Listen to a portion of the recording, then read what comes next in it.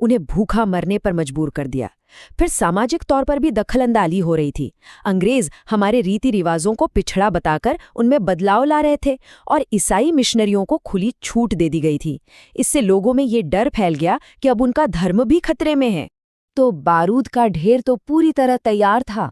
जरूरत थी तो बस एक चिंगारी की, एक ऐसी चिंगारी जो इस पूरे असंतोष को एक बड़े विद्रोह की आग में बदल दे। और वो चिंगारी आई एक बंदूक की नली से। नई एनफील्ड राइफल के वो कारतूस जिन्हें लेकर यह अफवाह फैली कि उन पर गाय और सूअर की चर्बी लगी है। बस इसी बात ने आग लगा दी। ये सिर्फ एक कारतूस का मामला नहीं था, ये हिंदू और मुसलमान दोनों के धर्म पर एक सीधा हमला माना गया। जब मंगल पांडे ने इसके खिलाफ आवाज उठाई तो उन्हें फांसी पर लटका दिया गया। और बस इसी शहादत ने 10 मई 1857 को मेरठ की छावनी में विद्रोह की वो ज्वाला भड़का दी जो दिल्ली चलो के नारे के साथ आगे बढ़ी। अब ये विद्रोह जंगल की आग की तरह फैल रहा था और हर इलाके से एक बहादुर नेता सामने आ रहे थे। देखा जाए तो यही इसकी सबसे बड़ी ताकत थी। लेकिन विडंबना देखिए, यही इसकी सबसे बड़ी कमजोरी भी बन गई, क्योंकि इन सभी नेताओं को एक झंडे के नीचे लाने वाला कोई नहीं था। सबकी अपने अपने मकसद थे, सबकी अपनी अपनी लड़ाई थी। आप देखिए ना, हर कोई अपने अपने मकसद के लिए लड़ रहा था।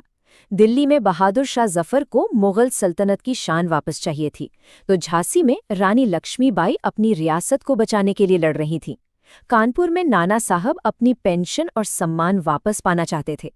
इन सबको जोड़ने वाली सिर्फ एक ही चीज थी, अंग्रेजों के खिलाफ नफरत।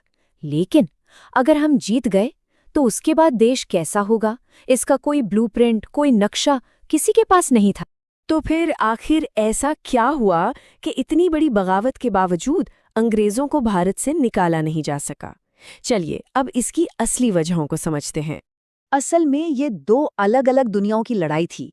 एक तरफ थे हमारे बहादुर विद्रोही जो पारंपरिक हथियारों और अपने जज्बे के दम पर लड़ रहे थे, और दूसरी तरफ थे अंग्रेज जिनके पास थी मॉडर्न बंदूकें, एक डिसिप्लिन्ड सेना और एक बिल्कुल साफ प्लान। पर सबसे बड़ा फर्क था रफ्तार का। अंग्रेजों के पास टेलीग्राफ था जिससे वो सेकंडों में एक जगह से दूसरी जगह खबरें भेज सकते थे। वहीं हमारे विद्रोही आपस में ठीक से संपर्क तक नहीं कर पा रहे थे। एक और बहुत बड़ी वजह ये थी कि ये विद्रोह पूरे देश में एक साथ नहीं फैला। दक्षिण भारत, पंजाब, बंगाल जैसे बड़े हिस्से काफी हद तक शांत रहे, और तो और जो भारत का पढ़ा लिखा तबका था वो भी इस विद्रोह से दूर ही रहा। शायद उन्हें ये डर था कि कहीं ये विद्रोह देश को वापस उसी पुराने सामंती दौर में न ले जाए।